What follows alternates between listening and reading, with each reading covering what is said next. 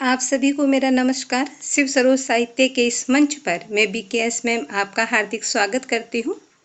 पिछले वीडियो में हमने अव्यय के प्रकार पढ़े थे, क्रिया विशेषण और संबंध बोधक। आज हम पढ़ने जा रहे हैं अव्यय का ही तीसरा प्रकार, समुच्चय बोधक अव्यय। समुच्चय बोधक, समुच्चय बोधक शब्द में हम देखें तो जो समूह को जोड़ने का काम करते हैं उन्हें हम कहते हैं समुच्चय बोधक अव्यय।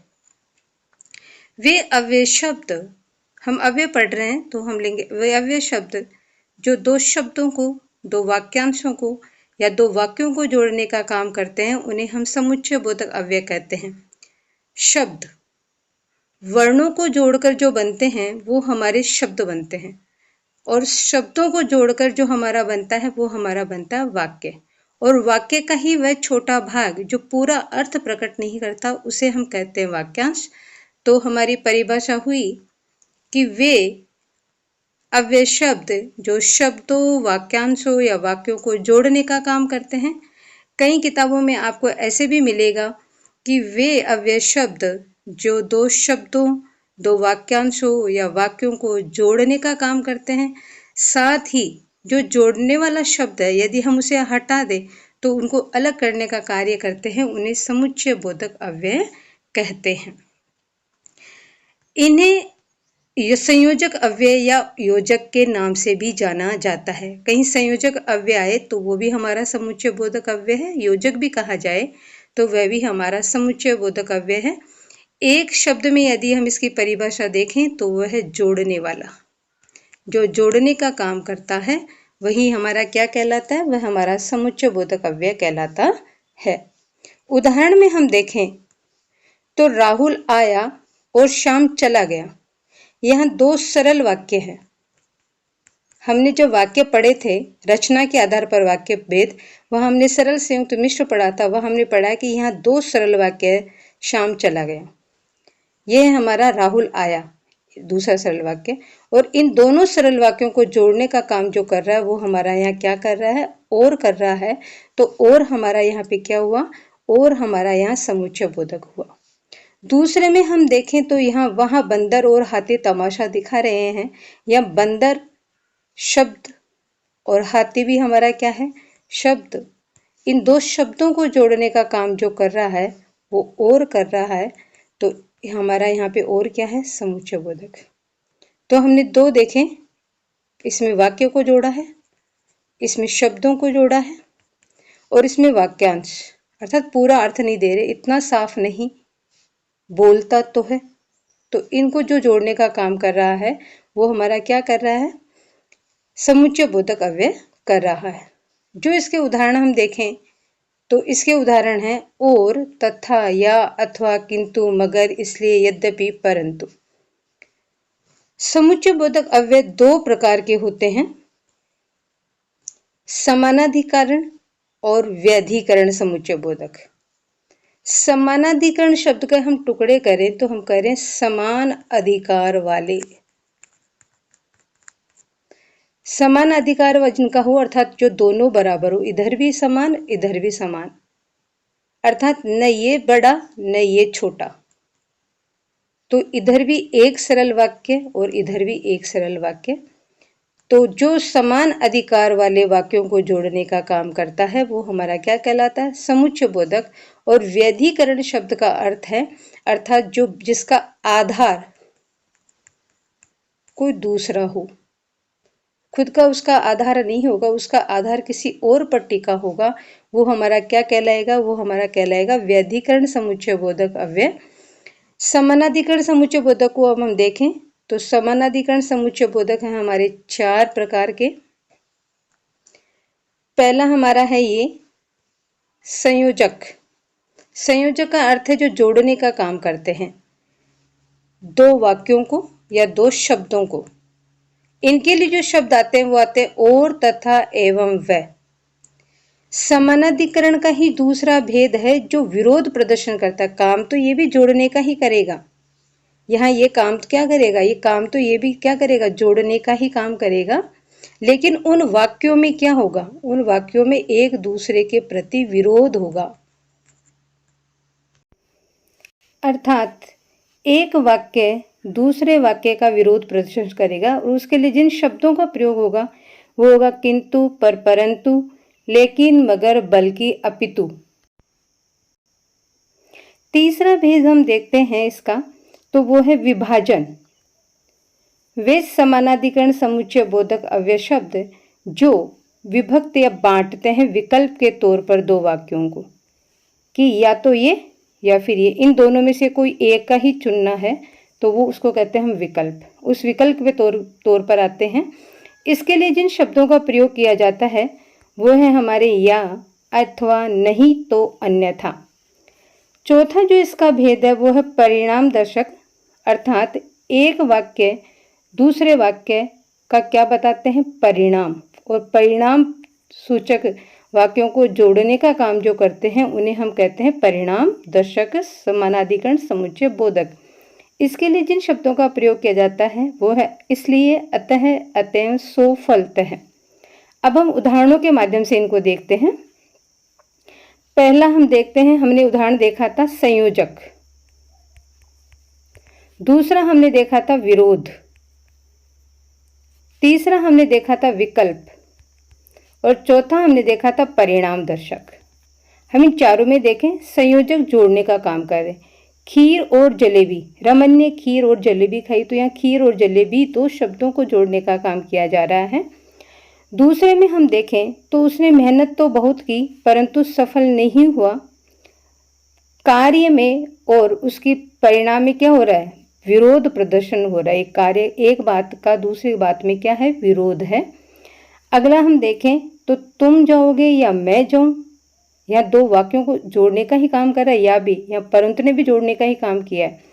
तो यहाँ जो या है वो जोड़ने का काम कर रहा है दो वाक्यों को, लेकिन उन जो दो वाक्य वो हैं वो विकल्प के तौर पर आए हैं। क्या, तो तुम चले जाओ या मैं चला जाऊं, तो तुम और मैं, इन दोनों में से किसी एक का ही चुनाव करना है, एक ही विकल्प हमें चुनना है। अगला है हमारा बारिश हुई इसलिए मोर नाचने लगे, तो ये कार्य हुआ और परिणाम क्या हुआ उसका, मोर नाचने लगे। तो इस परिणाम को दर्शाने के लिए जो दो वाक्यों को जोड़ने का काम किया जा रहा है वो इसलिए द्वारा किया जा रहा है, इसलिए हमारा यहाँ पे क्या होगा, परिणाम दर्शक समानाधिकरण समुच्चय बोधक होगा। एक सबसे बड़ी बात जो इनमें ध्यान रखने योग्य है विशेष तौर पर, वो है कि समानाधिकरण समुच्चय बोधक जो हमने चार प्रकार के पढ़े उनका हमेशा संयुक्त वाक्य में ही प्रयोग होता है। संयुक्त वाक्य, जब हमने वाक्य पढ़े थे रचना के आधार पर पिछले वीडियो में, तो उसमें हमने रचना के आधार पर सरल, संयुक्त और मिश्र को बड़ा विवरण से पढ़ा था। तो यहाँ संयुक्त का मतलब क्या हो, दो सरल वाक्य, एक सरल वाक्य इधर और एक सरल वाक्य इधर। तो इन दो सरल वाक्यों को जोड़ने का काम जो करते हैं वो हमारे संयुक्त वाक्य करते हैं। आगे हम देखते हैं समुच्चय बोधक का ही दूसरा भेद, व्याधिकरण समुच्चय बोधक। व्याधिकरण का हमने अर्थ पढ़ा था क्या, कि भिन्न आधार वाला, जिसका आधार कोई और होगा। वहाँ तो हमने देखा समान अधिकार वाले हैं तो उनका आधार वो स्वयं खुद ही है, लेकिन यहाँ क्या होगा, उसका आधार कोई और होगा। कैसे, आश्रित उपवाक्य और प्रधान उपवाक्य। तो आश्रित का आधार हमेशा कौन सा होता है, मुख्य उपवाक्य होता है, जिसे हम प्रधान उपवाक्य के नाम से भी जानते हैं। दूसरे सरल शब्दों में हम इसको समझें तो एक वाक्य का पूरा अर्थ, अर्थात इस उपवाक्य का पूरा अर्थ किस पर टिका रहता है, इस दूसरे उपवाक्य पर टिका रहता है, जिसे हम मुख्य कहते हैं। तो ऐसे ही वाक्यों को जोड़ने वाले शब्दों को हम क्या कहते हैं, व्याधिकरण समुच्चय बोधक अव्यय कहते हैं। इनका प्रयोग हमेशा मिश्र वाक्य में होगा। मिश्र वाक्य की परिभाषा भी यही है कि जिसमें एक क्या प्रधान उपवाक्य होता है और दो या दो से अधिक आश्रित उपवाक्य होते हैं, उनको जोड़ने वाले जो शब्द आएंगे वो हमारे व्याधिकरण समुच्चय बोधक होंगे। अब हम देखते हैं कि व्याधिकरण समुच्चय बोधक शब्द कितने प्रकार के होते हैं। ये हमारे 3 प्रकार के होते हैं। आगे हम देखें कौन कौन से, तो वो हैं हमारे कारणवाचक, उद्देश्यवाचक और संकेतवाचक। हम इसकी परिभाषा को समझें तो एक आश्रित, और एक क्या होगा हमारा मुख्य। तो इस वाक्य का कारण किस पर निर्भर होगा, इस पर। दूसरे में हम देखें उद्देश्यवाचक में, तो इसका उद्देश्य किस पर निर्भर होगा, दूसरे वाक्य में।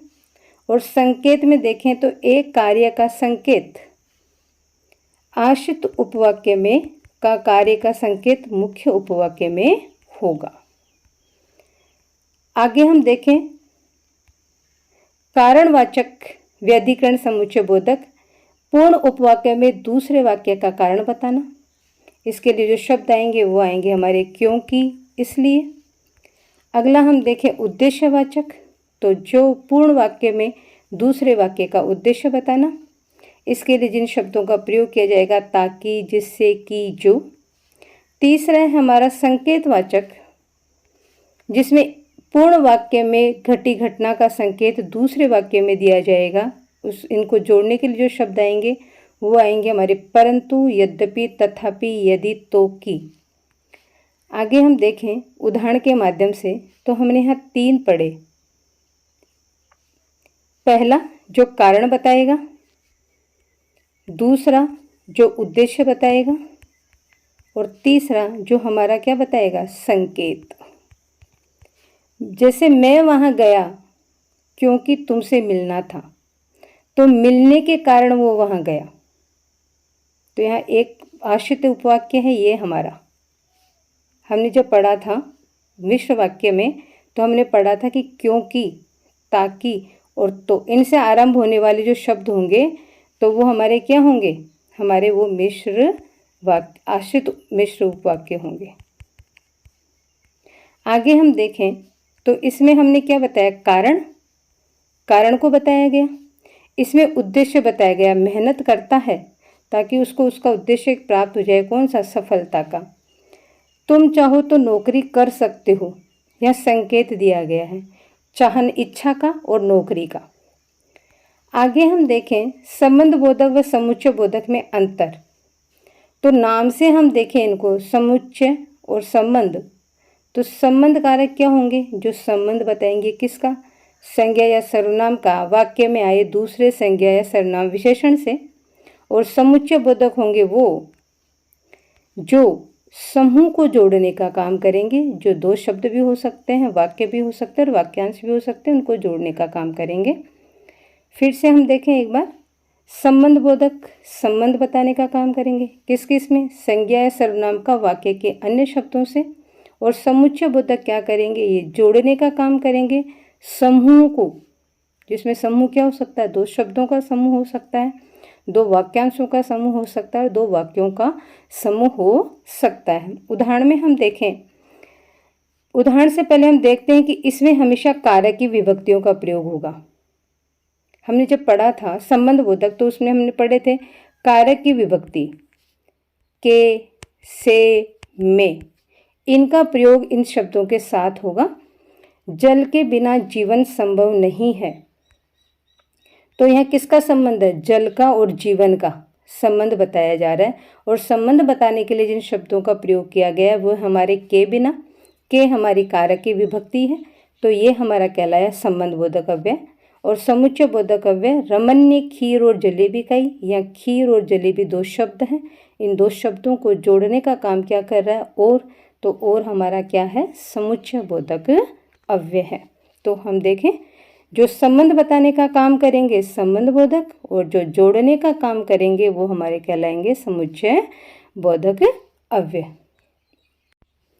अतः आज हमने अव्यय का तीसरा प्रकार समुच्चय बोधक पढ़ा।